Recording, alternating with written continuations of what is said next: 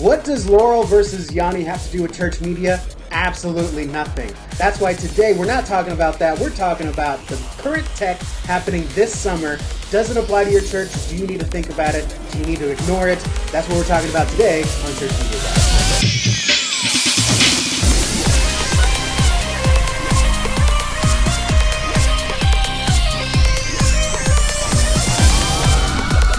Hey guys, welcome to another thrill-packed episode of the Church Media Guys Show. If we haven't met, my name's Dave Hurley, and I'm the founder of ChurchTrainingAcademy.com, where you and I and other ministry-minded people all come together to learn how to use and exploit media and technology so that we can take the gospel to the world.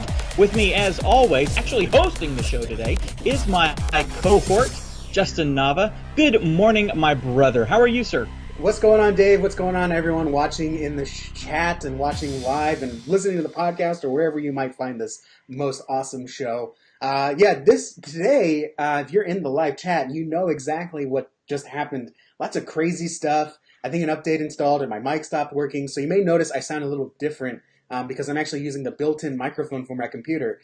And you know what? It's not perfect. It's not ideal. But just like we preach, hey, the important thing is get it done. Get it started. And so that's what we're doing today. And I'm hosting, so I'm running the switcher. So if something doesn't look right, it's my fault. It's your fault. Yeah, it's totally your fault. Yeah, if something goes wrong, it's 100% your fault. I'm going to edit it and put it together and try to make as much lemonade as I can out of the lemons that he's mixing for me right now. If you guys don't notice, I'm not at the studio. You don't see Star Wars playing behind me. You don't see all my tchotchkes and all that stuff. I'm at my grandmother's house, and as it turns out, amongst the people in our family, well, Catherine and I are the weird ones. We're the ones that live away. But my parents, my aunt and uncles, my grandmother, everybody lives like on the same street, and Grandma, 97 years old, is the one that has the highest, fastest, most reliable internet out of everybody. Go figure. So I'm broadcasting from the dining table. This is my normal seat at the dining table, and I just set up. You guys should actually see this. I've got two big 3-ring binders stacked up on top of each other with my microphone. I'm bootstrapping this whole thing. So hopefully it's all going to work out for us today. And now for our feature presentation. I've been just hearing news and stuff, and I try to keep my history as far as podcasting and live streaming and my work history over the last 10 years or so has been in the tech and media industry.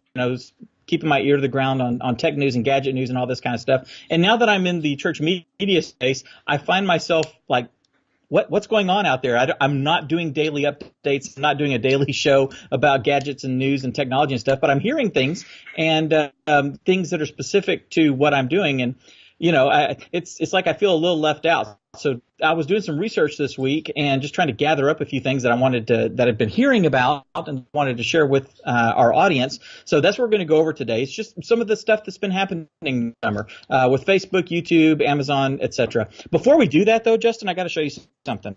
Okay. My aunt, who is a CTA insider, Dawn, ordered this little dealie from Amazon. I don't know if you can see. It's a notebook. Okay.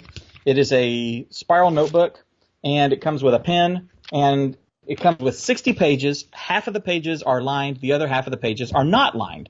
This is a reusable notebook. Check it out. A reusable notebook that you can, with this pen, it's a Pilot pen. It's a nice pen. You can write all your notes, take notes, do whatever you want in this notebook. It's called the Elfin Book. It's about $17. And then when you're done with it, you can use an app like Cam Scanner, which you and I have talked about, and you can scan your notes in, and then you can erase it with a damp cloth, or you can actually stick it in the microwave, and the heat will erase it.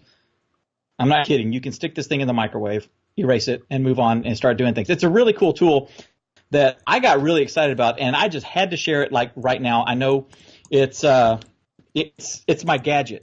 It's extremely cool. Have you played with any of these reusable notebooks before? I haven't. Of course, we all had the what is it, the erasable pen, but this is like, now you have erasable paper, and I guess technically all paper is erasable. But yeah, you just fill it out, and then maybe when the next semester starts, or when your next project starts, or you move on to a new job, you just literally nuke the notebook and you use it again. Yeah. That's what I would use it for. Well, I've got notebooks sitting on my desk, and I write stuff down, and I'll have a meeting, or I'll come up with an idea, and I'll write something down, and eventually I'm going to turn around and type that stuff into Trello or into, Google Keep or something like that. But if I'm just sitting down and just letting things flow, then I end up with a whole bunch of pieces of paper and all that. And was it in this notebook and was it in that notebook? I love the concept of scanning things into Evernote, making PDFs of stuff. So if you want to kind of minimize some clutter and stuff, this is a very low tech, high tech gadget. It's extremely cool. $17. It's got 60 pages. Half of them are lined, half of them are not. So, if you go to a conference, you can take this with you and sit there and just write notes and do, sketches and whatever, have meetings and stuff.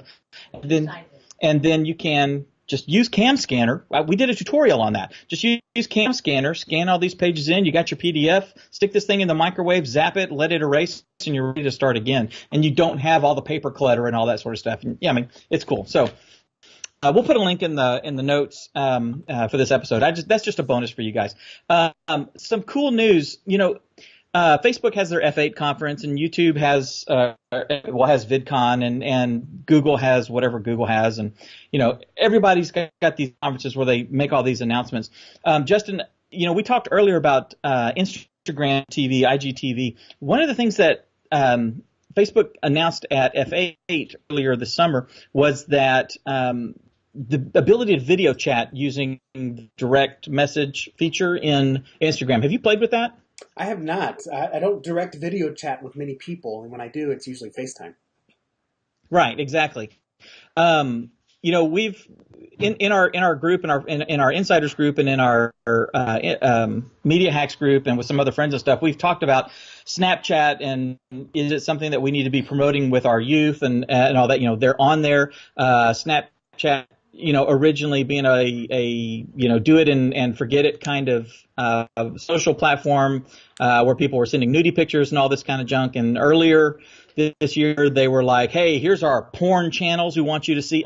All this sort of stuff. So Facebook with Instagram is attacking Snapchat head on. And Instagram has a huge install base. Instagram has a huge install base. Snapchat has a large install base, but Snapchat is starting to peter out a little bit as these others are coming online. And I see this being the new Snapchat, since our kids are on Instagram off and on all day long. This sort of seems like another fit, and this could very well be another outlet for us to communicate with our youth and with other group members and stuff in our church and committees and just whatever else, individuals. I think Snapchat's going to be falling off over time. What do you think? No, Snapchat's not going anywhere. Instagram's going to be the new Facebook, and Snapchat's going to be the new Instagram. Okay, I'll put purely $5 for the focus. Apart. Okay, yeah, no, it's not purely because no one's on Snapchat except for their friends. Now parents are getting on Instagram. My parents are on Facebook. I'm on Instagram. My kids will be on Snapchat. That's just where the kids are. And then, their kids will move to something else. If you want to tighten the generations like that. But kids aren't on Snapchat because of the features. The features are fun, and it's what originally brought people there. But now that's where their environment is. That's their hangout. Snapchat may rise and fall just as Facebook and Instagram rise, and Twitter rises and fall, but it's not going anywhere. If I did give it a death day, it would be either bought out or it would be 15, 20 years down the road. Wow. Okay. Yep. Not going anywhere. I think you're totally wrong, but okay. And I think you're wrong. A lot, because you have to remember where the news is coming from. But everything that Snapchat is declining on, everything that reports on Snapchat's users or whatever, it's because you and I or anyone else, other adults, we download Snapchat, right? So that boosts their numbers up. And then we say, okay, what's the big deal? I don't get it. Uninstall. And then that brings their numbers back down. But there is a baseline, and that baseline will not change until the next platform comes out. But then again, people are going to be ingrained just like we are ingrained on Facebook. And no matter how much evil they do or how much we don't like it, we are never leaving Facebook. That's just where our friends are. That's where our family is. And it's the same thing for the youth of today. They're just not going to leave Snapchat. So they're going to try different things to grow, and they will see bumps as people install the app and check it out. But then they're going to uninstall. But that baseline is going to remain unchanged. Okay. Have you heard about Facebook their clear history feature that they're working on? I have heard that it was in the works, Yeah. and I am, as a person, I'm very excited for this. As a marketer, I despise this. Yeah. Well, I'm kind of the same way. We make we're all of a sudden, everybody seems to be really scared about internet privacy, and I think it's interesting. I think it's interesting that people are so freaking out about that. With the exception of a hacker actually going in and hacking, a database that has tons of bank account numbers and social security numbers, that all is a very real threat. Okay. That is why we have like LifeLock and we use FastPass and these other services and stuff to highly encrypt that information, lock it down so that, your American Express number doesn't get out there with all the other identifying information and stuff. But when it comes to the things that like Facebook is doing, Facebook is basically just building demographic data. That's really all they're doing is they're looking at, okay, this person keeps liking and sharing a post from Donald Trump. So this person is probably a Republican. Okay, this person likes and shares pictures of cats. So this person probably is an animal lover. Oh, look, they shared that Sarah McLachlan video about the dogs, that have flies buzzing around their mouth and you need to feed them. Oh, okay, Dave, stop cutting onions. Please go on. Move forward. Sorry. So, but basically what they're doing is they're just watching what's happening on the platform with these people, and they're saying, okay, these people are more likely to like this, these people are more likely to like that. Then you've got these app developers that are coming in, and they're making an app that is useful. It could be a game that people are playing and everybody likes. Okay, that's great. It could be an actual tool that is working. It has interoperability between the Facebook platform and itself, kind of like Instagram was before Instagram was bought by Facebook. So you have Instagram and, oh, look, we can share to Facebook. So now I can post it here and I can share it to Facebook and I can communicate with people on this post across the thing. Okay, so now they're sharing a little bit of that data back. They're able to see a little bit of what we're doing on this platform, and they're able to see what we're doing over on this platform. Okay, but everybody's freaking out about that. So Facebook is saying, hey, we're going to make it really easy for you to go in and like clear your history and disconnect all these apps and do all that, which is great if you want to go back to I've just signed up for Facebook. Because that's basically what's going to happen. It's you're going to, someone's going to be so overzealous about this, and they're going to go in and like clear history and remove this and remove that and that's fine. If you want to clean up, that's great. But what the net result is that you're going to stop seeing some posts on things that have interest to. You're going to start seeing Justin, a married man, is going to start seeing an ad for Massengill, women's hygiene stuff. Why? Because they don't know. They don't have any data on you in order to say, well, he's a guy and he doesn't need this. You have to kind of start over with stuff like that. So I think people are going to be really frustrated by all of a sudden things not working right and they're getting irrelevant data. That's my thought. I think, Facebook doesn't have your bank account number. They're not going into your bank account and taking money out and doing stuff like that. They're not mimicking you on other platforms or buying houses, getting loans and stuff like that. So I think people are conflating two different things. But this feature is going to be rolling out eventually, according to Zuckerberg. We'll see how many people actually take advantage of it. Are you going to?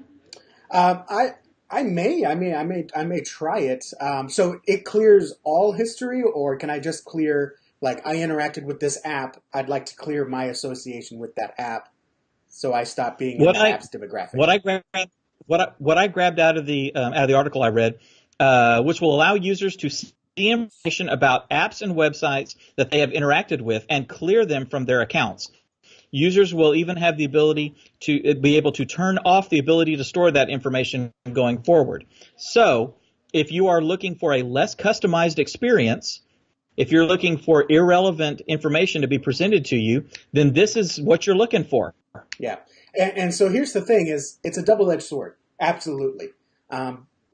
But to be honest, Dave, the first thing that comes to my mind is my friend, I'm not going to say his name, but he lived a very different life before he found Christ 4 years ago. And he Sure. actually made an entirely new Facebook account because there was so much garbage from his history. And you're not supposed to do that. You're only supposed to have one Facebook account. It's in the TOS. But he just couldn't deal with those ads, those posts, those related, those suggestions coming back that was part of his old life. So he just made it entirely new. So Right. someone like that, since we are in the Christian world, is perfect for it. When you become a Christian and you're ready to repent and turn away from your past, you need a clear history. You need that button. And there's people like my father and maybe your dad too, I would imagine, just spending one day with him, that would rather have random ads, the equivalent of driving down a highway and looking at billboards. He would rather see that than have people stalking him and doing ads tailored just for him. It weirds some people out, and you and I don't get it. I love it. I want to see those ads. Sometimes when I want to, before Facebook had the option to see what ads are going, sometimes I would go to products and I would just start clicking up and signing up and getting on their pixel. So then they would serve me ads so I could see what they're doing. I was kind of hacking the system a little bit. Now you don't have to do that, but I think, I think some people will be over vigilant and then they'll get upset about it because they don't know any better. But I think equally there will be people that this will be a blessing for. And you know me, whenever you put the power more, and you're the same way, whenever you put the power more into people's hands, that's a good thing. Like I don't think we'll ever get there, but if we could customize our own algorithm, that would be huge for a lot of people. That would be huge. No, it would, and I think it'll be interesting if they get this set up and get it working. I mean, right now we can go in and like disassociate automatically. You know, we can unauthorize all these different apps and stuff like that. So you can do that stuff already. But if they go forward with this feature, it'll be interesting to see what the adoption rate is 30 days in, 60 days in, a year later. It'll be interesting to see those numbers, to see how many people are taking advantage of it, or if we have the ability to fine tune even further using this. Like, I don't want Zynga to have all this information on me because I don't want to authorize using Facebook through Angry Birds anymore. You know what I'm saying? Yeah. And if that's if we can really, if we can kind of get nitty gritty, then I think that would be helpful. Now the question is, how many people are going to pay that close of attention? We got the attention span of a mustard seed. So how many people are going to go in and spend the hour it takes to go through and really fine tune it and customize it? How many people keep doing the privacy checkups that Google prompts you with every 6 months? You know, well, I mean, I think it's for those people that Facebook is adding this in there. It's not for Joe Schmo. And I think more I'm concerned with the demographics. And this will be the last thing I think because we need to move on. I think it's more the demographics. Very few younger people, and when I say younger, I mean me, in 30s and 20s, are going to use this because we're just used to it. We grew up on it. We don't even care. If there was a button that said delete all whatever, which who cares, right? Everyone knows everything about me. It's a law of large numbers. Hi, Don. It's a law of large numbers. I can tell you right now, 3 to 5 to 20 people have my social security number. But since they also have millions of other people's numbers, it doesn't really matter because it's such a small effect. And yes, and just real quick, Tommy said he had a hacker get into his bank account, Dave. Tommy, one of our CTA insiders, said he had a hacker get into his bank account. And the hacker was so shocked by what he found, he ended up depositing money into Tommy's account. So that worked in Tommy's favor. So maybe if you're, so that's a little joke there. And yeah, Jordan's brought up a good point. Facebook is doing this to comply with the new regulation in Europe. I'm assuming he's talking about the GDPR or GDPR. I don't even remember what it's called anymore. Which could be true. Which could be true, and that's one of the side effects of regulation and legislation. And I'm sure it's be easier to roll it out to everyone than just people in Europe. So I imagine maybe people in Europe will get a pop-up or the thing at the top of the feed that says, hey, this is here now. And maybe other people won't. But, it's this part of being on a platform. So you had some information here that the next two things, I had no idea what was going on. So you're going to have to introduce this to me, and I'll give you my take from the Trick Media standpoint and maybe what other volunteers want to know. Alexa Cast, what is that? Is that a phishing thing? So yeah, what is fishing? A jerk on one end of a line, waiting for a jerk on the other. Alexa Cast. All right. So Alexa is taking the country by storm, taking the world by storm, which is cool. If you guys don't know what Alexa is, you get these little speakers, Echo Dot, things like that. That basically, it's like the Google Home devices. These little speakers that you can use voice commands and then get information from. Have it play your music, all that sort of stuff. Okay, if you don't know what Alexa is, what are you doing on the internet? Anyway, what they have released or beginning to release is. It's called Alexa Cast, and it's the ability to, without having to have a Bluetooth connection to your Alexa, which sometimes can get kind of wonky because if you got 4 people in your house and everybody has a Bluetooth connection to the single Alexa device, who's controlling it at that time? You know what I'm saying? So especially if you jump back and forth between Bluetooth devices, it can be really painful. So what they've got, much like the Google Chromecast, is the ability to, from within currently the Amazon Music or the Alexa app, is to be able to cast the music to a specific Alexa device, just like you do with a Chromecast, where you start Netflix and then you hit the little button and it drops down and you see your 2 or 3 devices, Google devices that you want to send Netflix to. You're able to do that now with Alexa through the Amazon Music. Now they're saying that, in fact, there was this is great if you use Amazon Music right now, which I do. I love it. If you're using Spotify, it's not available to you. If you're using Pandora, it's not available to you. If you're using TuneIn or iHeartRadio or whatever, it's not available to you yet. The question is, will they be rolling it out to third-party apps?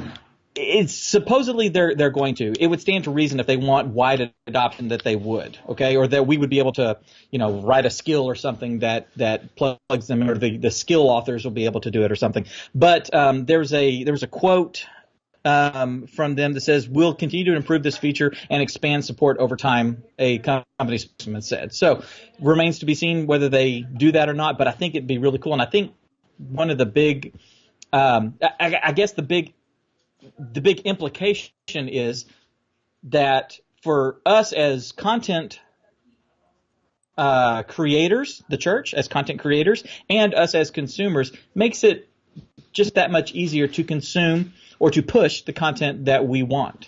So the people that are consuming our services or our podcasts or our Bible study streams or whatever, just makes it that much easier potentially for them to do it. There's one less barrier. If you can walk in, do you use Audible, Justin? I used to.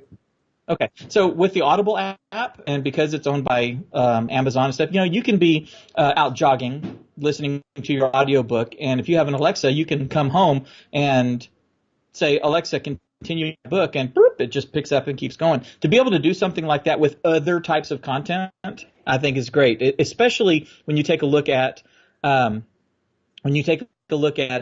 new. Is it the Amazon Cube, basically the Fire Cube? Yeah. Which is taking the Echo and taking the Fire TV and putting them into one device that basically it's your Fire Stick or your Fire TV, whichever of those two that you use, same thing, and the Echo all built into one. So imagine the ability to come in there and say, "Alexa, play the church's podcast this week," and whoop, it starts playing. Or Alexa, play the church's live video or video stream or something, and your Fire TV kicks on and starts playing the latest video podcast from your church. That's the kind of stuff that we're moving towards with doing this with Alexa Cast, with the Fire Cube TV, and all this sort of stuff, lowering the barriers. Yeah, and that's something that is super affordable, a very affordable way. Instead of buying an $8,000 CD replicator, instead of buying CDs and spending precious man hours burning CDs to ship to Glinda, you would buy her a $30 dot when it's on sale. I think normally it's $50. And using technology like Alexa and Alexa Cast, all she has to do, she don't even have to touch any buttons, right? She just says, Alexa, or sorry, dang it, everyone's Alexas just went off. I'm sorry. Select, what is it in Backsword? Saxilla. We'll say that. Play my church's sermon. You program it and everything. Then all you do is plug it into her house. Hopefully she has internet. And she just talks to it. And then, hey, She's got the sermon now. No more burning CDs, no more tracking inventory, no more shipping, no more spending. Because even when I was just burning 3 CDs towards the end of our CD ministry before we went totally online, it still took 45 minutes just for 3 CDs. Right. Because it's not the volume that's the time consuming. It's transferring, exporting, burning the master, and then replicating it, and then packaging and shipping. Labeling it. It takes a lot of time. It's not the volume. It's just the fact that you're doing it. And so this could definitely be an option for churches that are ready to move away but don't want to leave Glinda or Miss June in the dust. Get them an Echo Dot, program it for them, and then they just have to speak. That's it. I like it. I do too. I think it's got a ton of potential, especially once people in churches start building the skills or the routines for Alexa and Google as well. Microsoft, I think there's only like one speaker left, so they're kind of bye-bye. One more thing, YouTube VR. You know about YouTube VR? I knew about YouTube 360, but now there's a VR component, right? Yeah. Something so different. There's a YouTube VR app now, and YouTube has so far, according to their numbers, over 800,000 VR experiences in the virtual space. The Oasis is beginning. These aren't all full interactive VR type things. Okay, they could be 360 experiences, things like that. But the point that I'm getting at in mentioning this is that VR is becoming more and more accessible to people. The 360 cameras are going down some in price. Okay, the quality is definitely getting a lot better. When Facebook bought Oculus a couple of years ago, we were wondering where are they going with this? What are they going to do? And it kind of stagnated for a little bit. It's like Oculus development was, almost forgotten, and then they started doing their VR stuff, which is great. Now they've released the Oculus Go, which is a $200 Oculus set, no wires. You don't even have to have a computer associated with it or anything. You just sort of, I guess you authorize it, and that's about it. You put it on and go, with a little controller, and you're able to experience these things. Where does that fit as far as church media goes? I think there's a ton that we can do with this.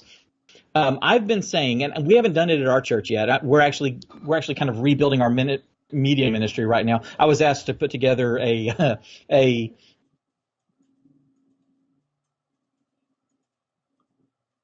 So I'm going crazy right now. But I think one of the things that can happen with this VR space is that we can do 360 versions of a service or a special event at the church. I think having that available for someone to either join via live stream or after the fact and just kind of immerse themselves a little bit in that experience, or have the ability to immerse themselves a little bit in that experience, can be huge, especially as it grows and as the interaction can happen. We've seen an example of a VR church, which kind of weird, but kind of works the way they're doing it. I think it's also really 360 video, per se, can really be useful in the mission field with communicating back to the people that are supporting the mission effort. Being able to be in a village with an Oculus device or a Samsung Gear VR or something like that, being able to be in the village and virtually pan around and see what's going on in there and watch ministry happening, watch a church being built or a house being repaired or whatever ministry thing. And then when you take a look at, our church is doing a Holy Land trip in the fall. Now, Catherine and I are not going on the Holy Land trip, but wouldn't it be cool if a couple of people have 360 cameras and go to the Garden Tomb, go to when they're doing the baptisms on the Jordan River, go to these places and record 360 video while they're there, and then bring that back and then publish that on the church's website so that you can virtually experience it, especially if you have a device. I think that's priceless. The people, an older person, my grandmother, 97, never been to the Holy Land. Believe it or not, I still can't believe that. Been to Europe a whole bunch, never been to the Holy Land. Well, if her vision was good, we could put an Oculus Rift on her, and she could basically experience, the Holy Land from the trip that we're going to take in October. I think there's a lot of implications.